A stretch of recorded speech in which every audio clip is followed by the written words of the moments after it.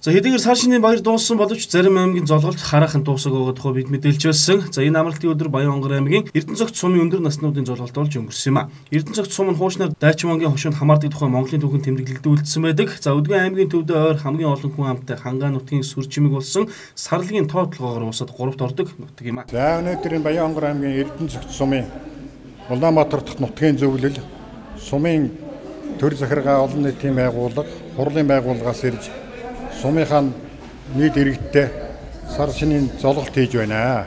За энэ золголтыг бол бидний жил болго уламжил болгон явуулдаг.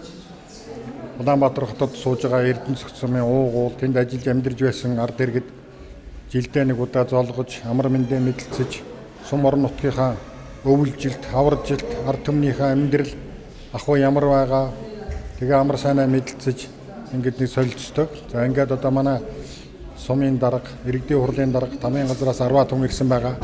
Ингээд ажил төрлөө зохион байгуулж байна. За манай сумын гаралтай бас одоо эрен бүчий байдаг. Эрен бүчигээр нэг сан тавиулна.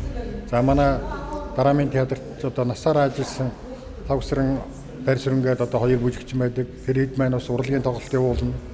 Ингээд орон нутгийнхаа ард иргэдийнхаа үгийг сонсоод тэднийтэйгээ амар мэндэ мэдлцэж уулзалт зохион байгуулж байна.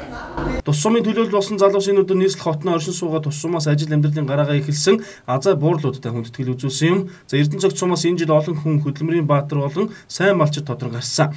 Дэлхийд хосгүй шаргалжуудын 108 аршаан хүн төрөлхтний оюуны спортын эхлэл Эрдэнэцогт сумаас эхэлтэй хэмээн нутгийн иргэдний энэ өдөр ам уралт ярьж байсан нь тэднийг жилд нэг удаа уулзалтаж нутаг усаа алдаршуулж цаашид нутгийн хөгжил дэвшлийн гарц гаргалгааг ярилцдаг ач холбогдолтой уулзалт гэдгээрээ онцлогтой юм а.